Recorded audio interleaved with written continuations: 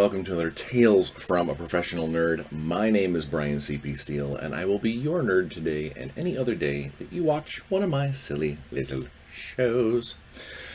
Hi, everybody. Also, hello from my little friend. Sorry, I don't know if I told you about the fun thing that I did. I think I told you about that in the live. Or no, I don't think that may have been something completely different. So before we get into the weekend, Brian, so this little friend, this little 3D printed chameleon desk fidget thing, was a free little add-on thing that I got when I accidentally bought a 3D printed miniature for a D&D character and did not read how big it was, because it was massively oversized to what I need. So now I've got a fun thing that I'll eventually work on, but it came with this cute little desk friend. So hello, desk friend. All right, I don't know why I started with that. He was just staring at me, and I thought that you guys might want to know. So yeah, hi, welcome to the show, and welcome back to the show if you have been here before. Let's go ahead and start with the weekend, Brian. Personal things are good. It seems like I'm starting to actually catch up a little bit with the losing weight again. I have altered my diet a little bit, not tremendously. I still am too much of a foodie to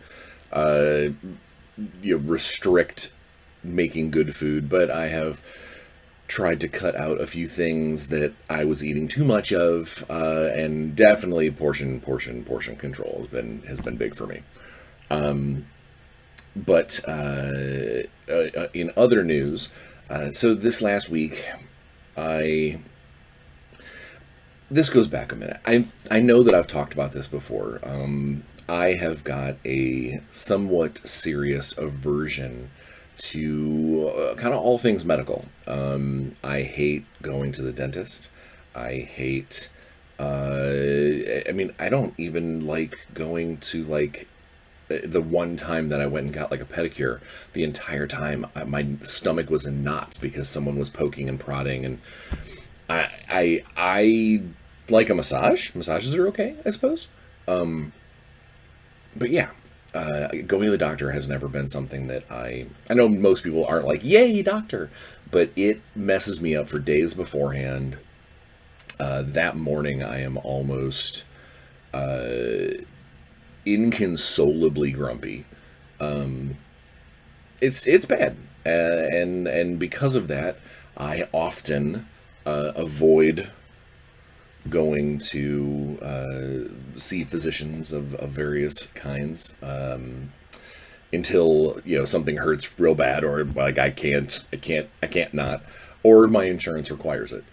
All that being said, about 6 months ago, I had my checkup, and it turned out okay. I'm actually, despite being as heavy as I am, I'm actually pretty healthy. And one of the things that he did want us to do was go get some blood work, because I hadn't done any blood work in a year, and they need to check all your levels and make sure that, especially someone my size, there's a lot of things that they gotta, boxes to tick. And in typical Bryan fashion, I put it off.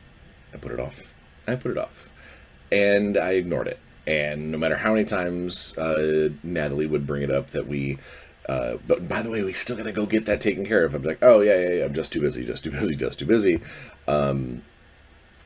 Basically, I just kept avoiding it. And well, we have our biannual checkup in 2 weeks. And we had to get it done before then. Otherwise, our doctor would probably get fussy with us. So we got it taken care of. I had my struggle bus moment. I went in there and I apologized to the phlebotomist that I was probably going to be a jerk, and made a couple of jokes about not wanting to be there, and then I got through it. Thank you, Benny Gesserit's oath against fear.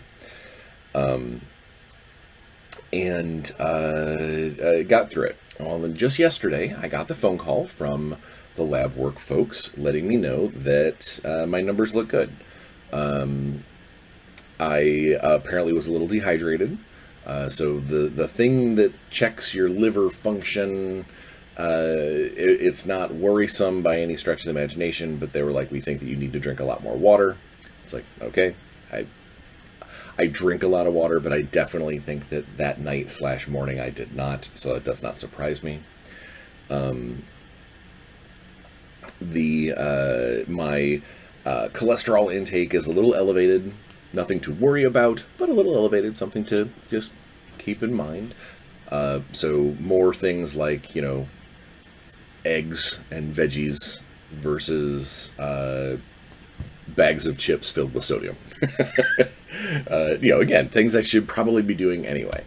But the one thing that I was really, really worried about, because with my weight and with a lot of my friends around me, they've been in our age bracket. A lot of us are started to come up as pre-diabetic or full-on diabetic in some cases, and that's really probably was what was keeping me out of that lab work.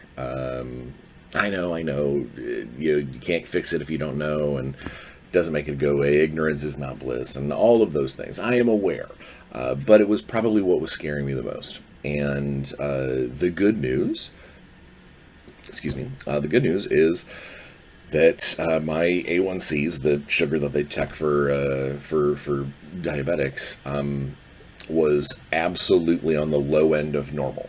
They were like, "Yeah, no, you are having no problem producing your insulin. You have no problem body checking your sugars.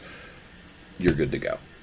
So I'm not even close. I'm not even close to pre-diabetic, and that was a big weight off my shoulder. So as far as the personal part of Week in Bryan, that's huge for me, because it was something that I was worried about.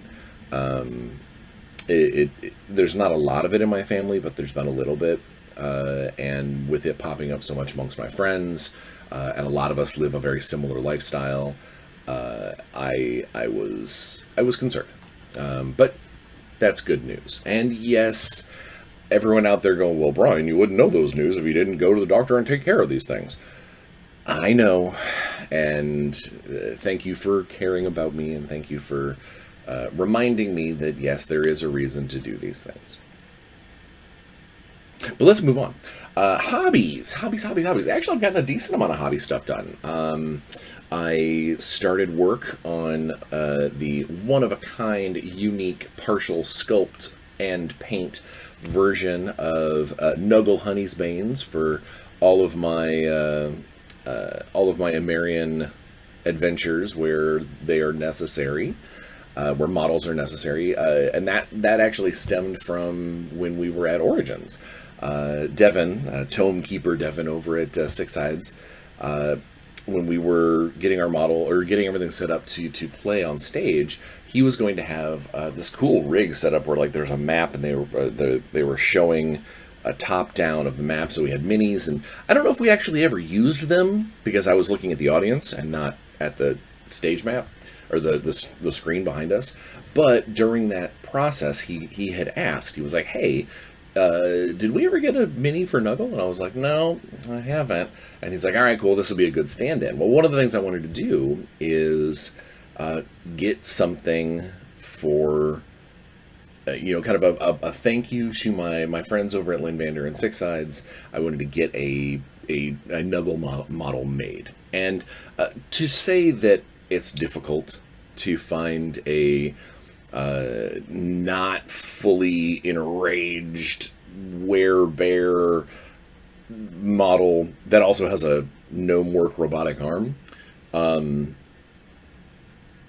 it's difficult.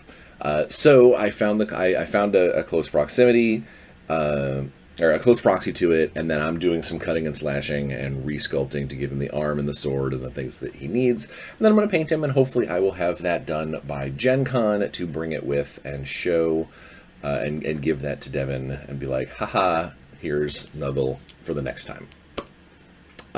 But either way, so I've done that. I now have the charity, my Fun for All Ages charity piece for Gamehole Con, ready to prime and start painting. I've got all the sculpting done. I adhered all of the baseline flock to the bottom. It's ready to go. Taped it off so I can start priming. And then I realized I don't have any white primer. So one side's going to be primed in black and one side's going to be primed in white, to help do that bright Crayola colors on one side and then the kind of gritty, realistic colors on the other. But I had to order some white primer. It hasn't gotten here yet. So that's the only reason why it's not primed and me not showing you, hey, check out this thing. Yeah, so I got that taken care of. I painted a fast tabletop painted. It is not a pretty model. It wasn't a very detailed model to begin with. It was one of the kind of over-the-counter plastic, elven archer style things, but I needed it quick for a D&D playtest game that I play every other Wednesday. So I got it together and I slapped some paint on him, got him ready. I probably rushed it a little more than I wanted to, because we played. We'll talk about that in the gaming section, and then, funny story, true story. I get to the game and the game master forgot the map, so we weren't going to use minis that night. So I had a full 3 more weeks if I wanted to make it pretty. So I'm a little not upset, but one of those, I hate when that thing happens. But I got him done too. I got all of the Fungus Warriors primed for my Gamehole adventure, Fungus Among Us. So that should be fun. Those will be fun to paint because I get to just basically go buck wild on the colors. I always envision myconids. They could be purple and blue and green with yellow stripes, and so I get to go crazy with those models, and it'll be fun because whoever ends up playing in that session at Gamehole gets to take those home. So more about that when it gets closer to Gamehole Con. Let's see, what else? I think that's all the hobbying I did. Like I said, I actually got a decent amount of hobby time. I needed some de-stressing after some meetings and things. So I really kind of sank into the hobby time and helped to kind of, free myself. Gaming wise, I got to play exactly 1.5 turns of a Warzone playtest game before my electronic calendar let me know that I had something that had to happen. So I was like, well, this game's over. I got to play the D&D playtest game that I was just talking about, where I'm in an elven archer. We're using the 2024 rules with some playtested skin stuff that goes over the top of it, it's interesting because the world setting that we're playing in, elves are very, very, very rare. They were the ones that had the world before us, before humans, and everybody else in the party are humans. I came into this playing this character. Technically, I'm a half elf. I am a human with tons of elven blood, raised by elves. But in the 2024 D&D rules, there are no rules for half. There's no actual rules for half elves, so you either have to make a human or an elf, and then, kind of wing it. Which I could probably have a whole episode dedicated to the things in the 2024 rules that I think work really well, and the things that I think were unnecessary changes or omissions. But it is what it is. Yeah, we had a good time. We had a pretty tough fight. We got technically 2 combats, but one was very rough. And not necessarily because bad dice or we were outmatched. It was just it was a good exchange between a handful of the local mercenaries and our team. But it did it highlighted a few things in the 2024 rules that we really liked, and a couple of things that made us sort of go, well, that's kind of annoying. You know, it's oversights, little things that I don't think anybody was thinking about when the rules got built. Yeah, just again, the little differences. There's a lot of difference in the 2014 and the 2024 D&D 5e. But I do think that most of the differences are effectively cosmetic. You know, like the spell still kind of does what it used to do, except to maybe a little tweak, or maybe it's now concentration, or like little stuff. And then there's a few things that are pretty dramatically different. Like they do just a completely different thing. So if you were used to how something used to work, you really do need to kind of pay attention and make sure you reread all of the assets that you have, because they have changed. And that's honestly, I think, the only thing I really played this week. I've got some cool stuff coming up. This week I've got 2 different days of D&D. And I believe maybe even one of an Intergalactic Heroes game. But that's for next week. That's to talk about next week. Work stuff. Work stuff has been great.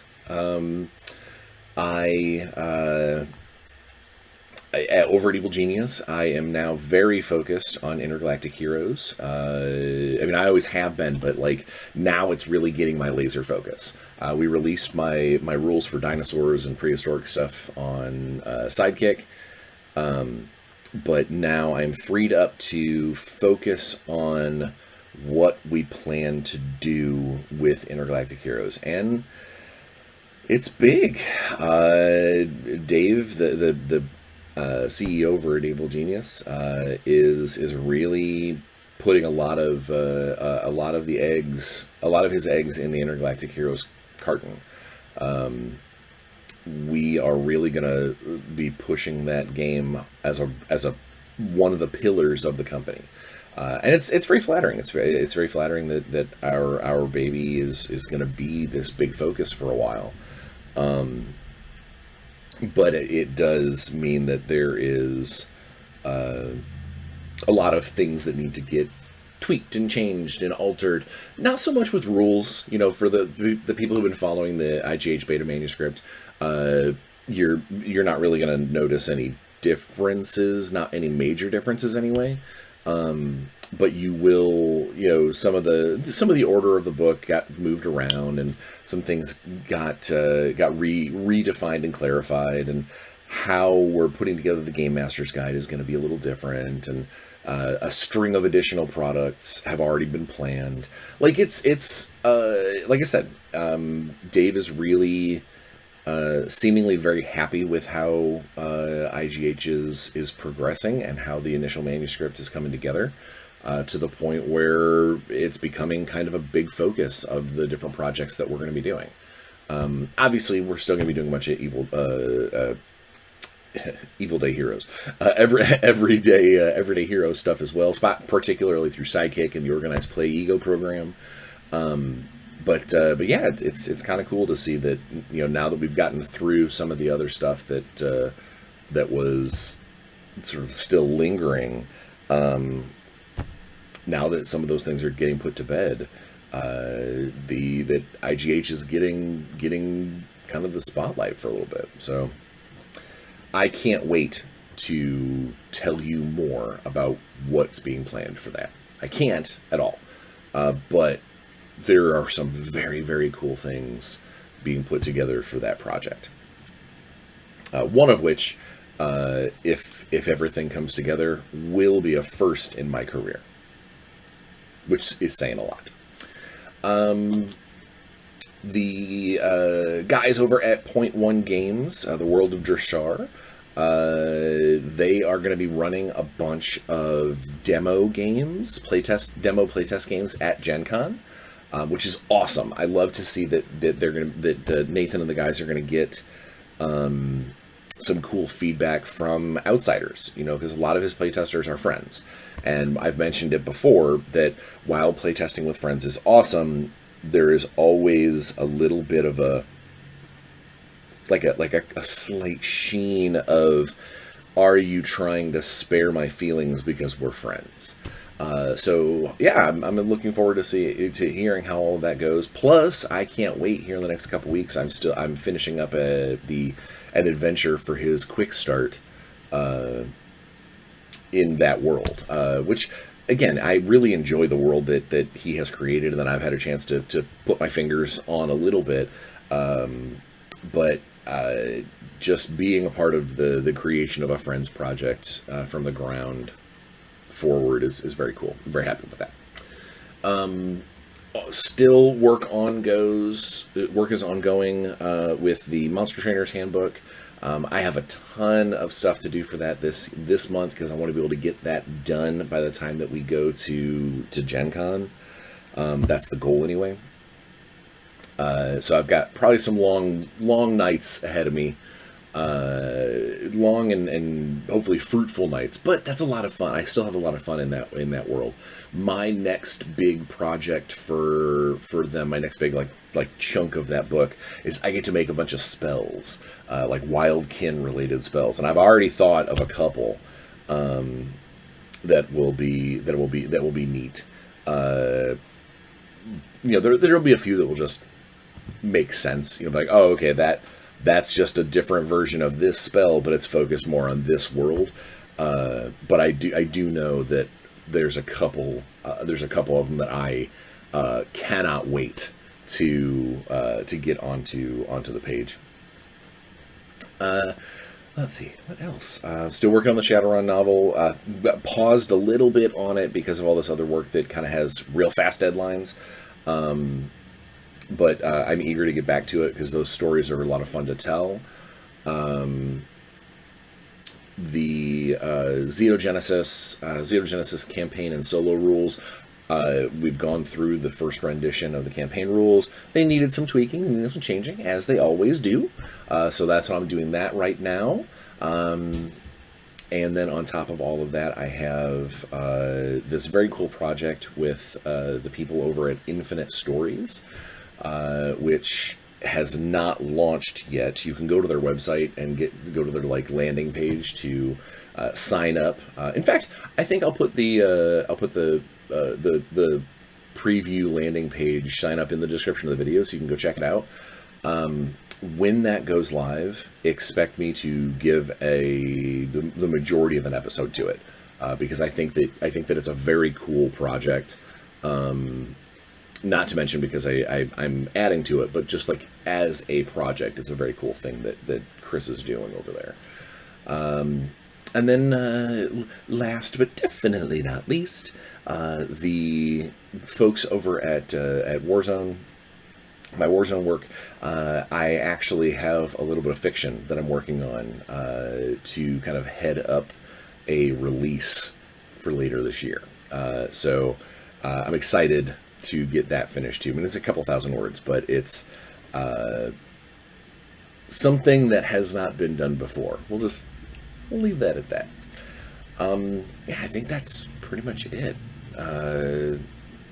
Nothing else is jumping out at me. So today's topic, the real deal, what we're actually talking about with this with today's episode, it actually stems from I mentioned the playtest game last night. Well, I go with my friend Nathan, and Nathan and I drove together, and on our ride back from the playtest session, we got into a conversation about how initiative works, how initiative, meaning specifically in role-playing games, but there is different mechanics for determining who goes first and whatnot in miniature games too. But this is primarily about role-playing games. And we were talking about some of our favorite and least favorite parts about initiative systems. And it occurred to me that I kind of wanted to spend some time talking about it and like the strengths and weaknesses with you guys, from the most basic, which the most basic initiative systems that most people know about is just the raw like D&D style roll a d20, add an initiative modifier, and you go in order. Bum, bum, bum, bum, bum, bum, bum.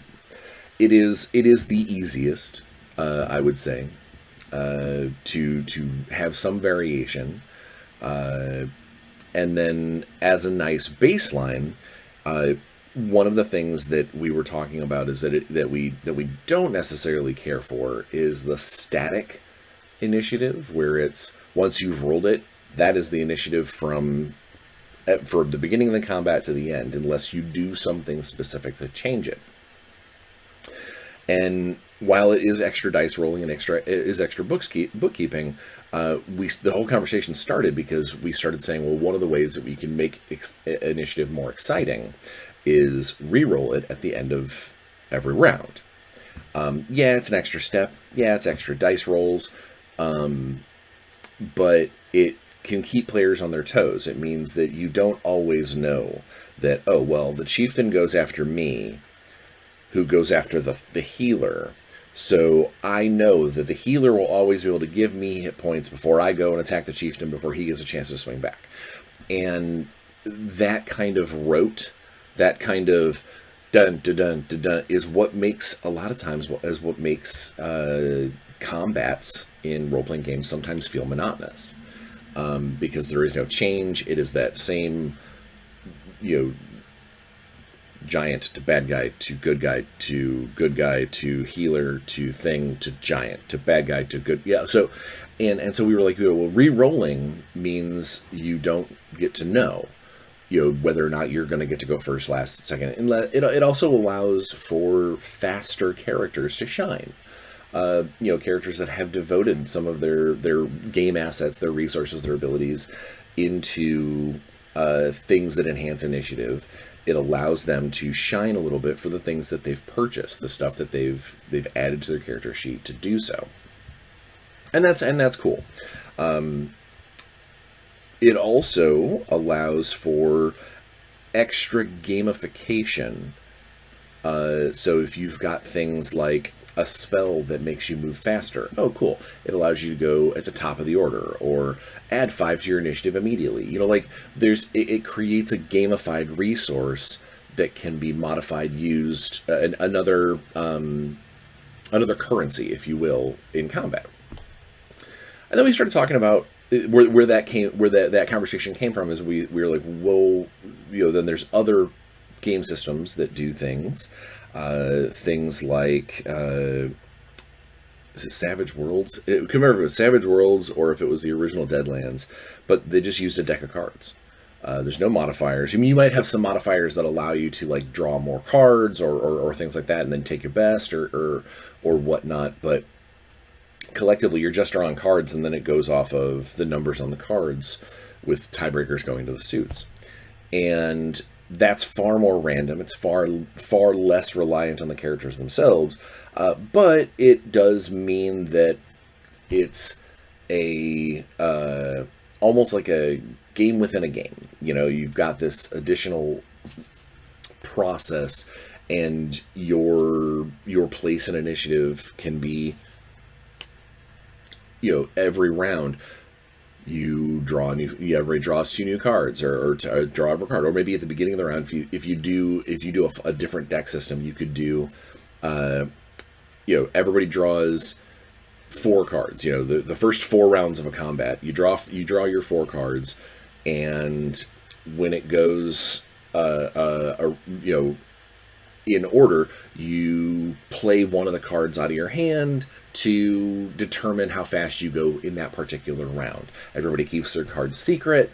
I mean, there's a lot of ways to make that mechanic feel even more, even more like narrative and fluid. You could maybe, in the case of like a D&D character, everybody draws 1 card, and then maybe an additional card for every point of dexterity that they have. And then you get to choose which one of those cards that you want to play, giving you a little more control over where you're going to go in the round. The new RuneQuest system, the initiative is based in brackets of what kind of action you're going to take, and then the stats are just the tiebreakers in the middle, but there's no dice involved. Recently, Daggerheart has come out and shown their initiative system, or lack therein, is based off of pretty much when the game master thinks it's okay for people to do things. So not structured in any way, but completely based off of the narrative of the moment.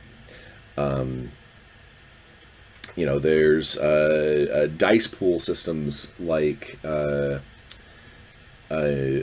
old White Wolf, where it was like, I can't, wits plus alertness, it was the initiative rule, and then the number of successes was your placement.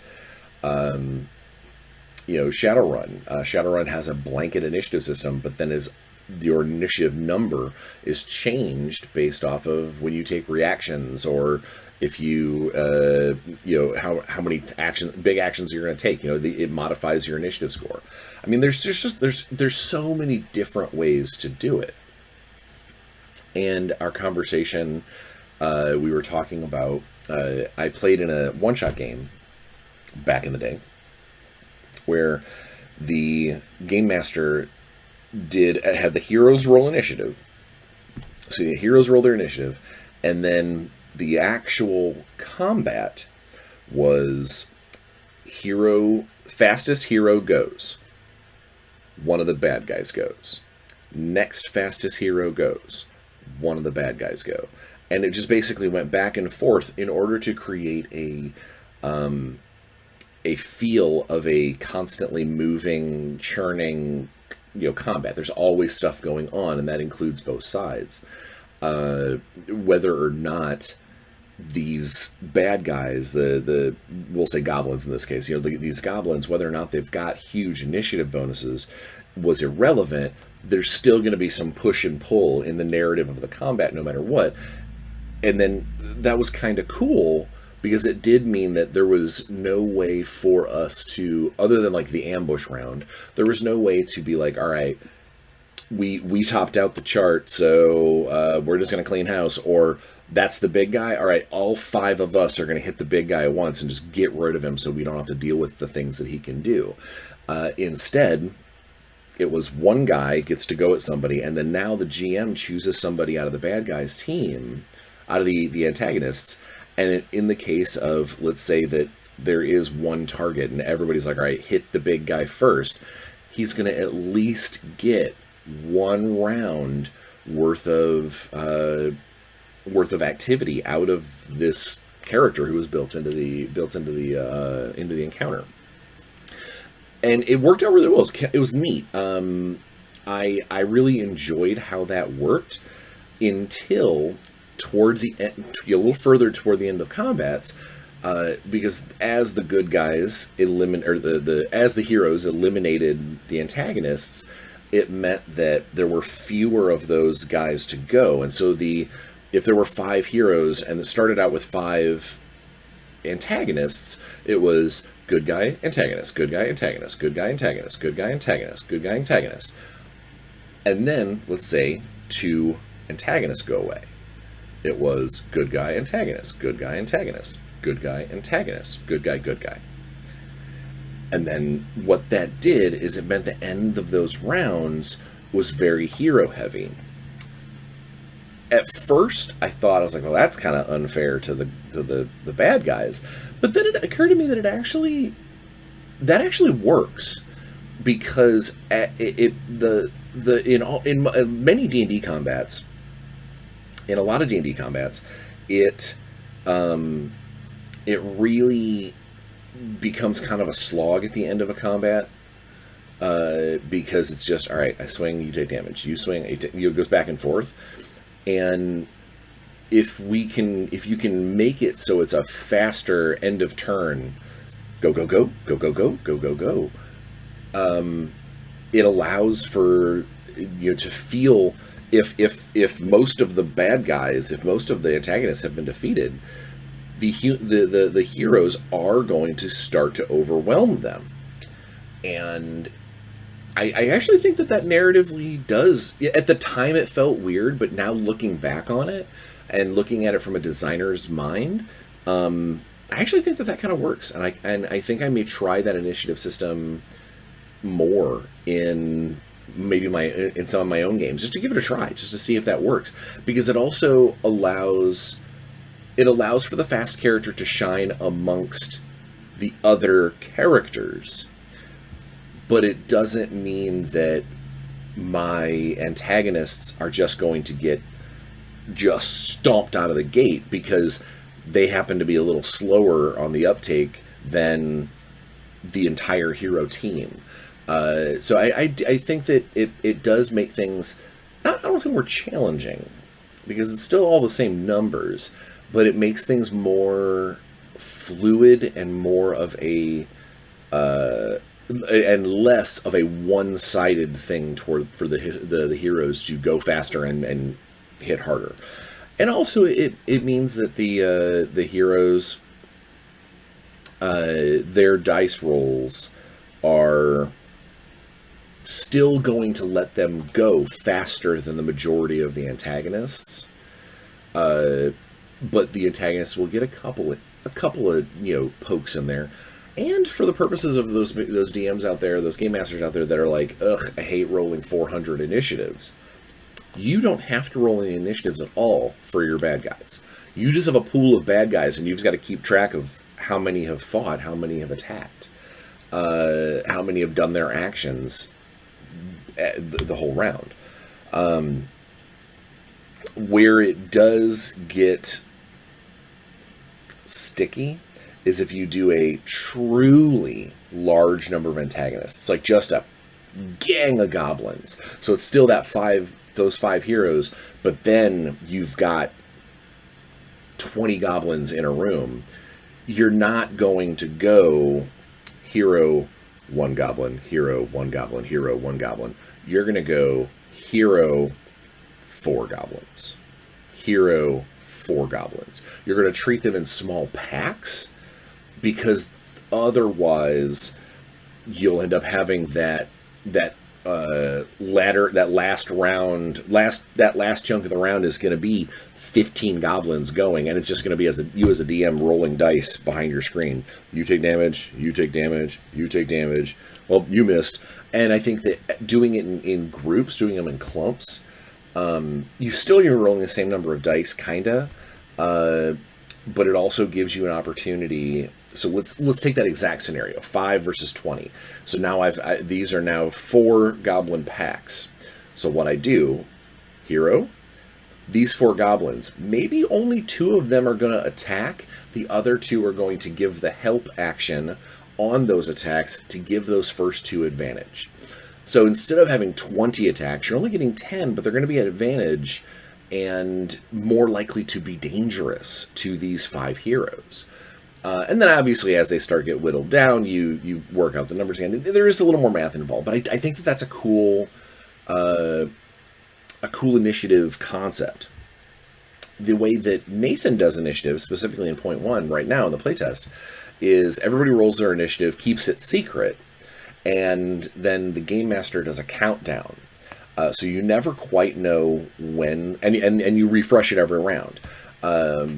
So the game master, nobody really knows, game master included, exactly when everybody's going to go, and it means you get less super tactical table talk unless it's part of your action. Let's say the max number you can get is 20. We'll say, all right, who's got a 20? 20, 19, 18. And then as soon as you hit 18, the guy who has 18 goes, oh, I get to go, and he does his thing. Okay, cool. That's done now. 17, 16, oh, one of my guys gets to do things. And you just basically go up down the row. And it's a little extra work of having to do that call, the call and response, and also to reroll initiative every round. But it makes a combat like that feel more that chaos of combat, that unsure, You don't know exactly what's going to happen every second. You can't mathematically calculate, well, you go before me, and like you can't do that. The only thing you can do is if you go early, you can hold your action. You can do. I like contingency actions where you're like, all right, cool. If that goblin steps up, I smack him before he hits me, or if the guy runs, I take a shot at him, or if one of my friends falls, I heal him. I love those those style of held actions, not just I'll wait to see what my friends do. There's also, I don't remember which game system it was, but the way the held actions worked is if you rolled a really high initiative and you said, all right, I'm just going to hold my action, you basically paused your turn until you at some point were like, okay, no, cool, I'm gonna go ahead and take my action now, but then it reset your initiative to that number. Those were games where your initiative was not was static. It didn't get re-rolled every turn. But if you held an action, you basically could wait until a different time in the initiative order and then take it right then. But then that became your initiative, unless you took a full action to reassess the situation and re-roll your initiative, which could be a plus or minus based off of how that went. That was an interesting way to do it. But with Nathan's, we were discussing that the secret initiative ends up becoming an asset that you could use to gamify. And because I am helping him with his world, one of the things that I thought, I was like, I love in Legacy of Mana in Marian Knights, chronomancy. I think that the ability to manipulate time and stuff is cool. And sometimes the easy things are, well, if you've got this cantrip gives you, whatchamacallit to your advantage to your initiative roll. All right, cool. Or, this chronomantic feat gives you +5 to your to all of your initiatives and your dexterity saves because you move a little faster. Well, in a system where like your initiative is secret, something that in like point 1 with that countdown system, we were talking about how cool it would be is if characters that could manipulate time could have a bonus, a benefit to the initiative system, like the game within a game. And we came up with a couple of cool ideas, and I would love to hear some of your opinions, your comments on this. Is, it'd be an easy thing just to be like, all right, well, this character, this master chronomancer gets to go first. He can go faster than he can step out of time and go whenever he wants. So I think that's easy, but I think that's master level stuff.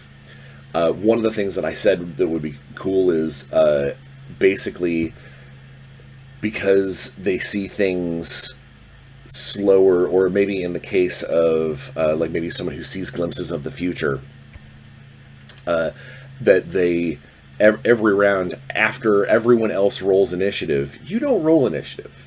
You choose another character or creature in the combat, and you say, I'm going after them. So you don't get to know what they had. They might be going last. You may have just assigned yourself to go last. Or maybe that they were really high in the round and you're going to go higher in the round. We're just a way of going, all right, I'm going to go after Steve. That's my initiative. My chronomantic initiative says after Steve. And then you find out that he rolled stellar, so he was the top of the round, and now you're the second. But then next round, maybe you decide to follow someone else, or you go with Steve again, and his dice weren't so hot, and now you're way down in the lower end of the spectrum.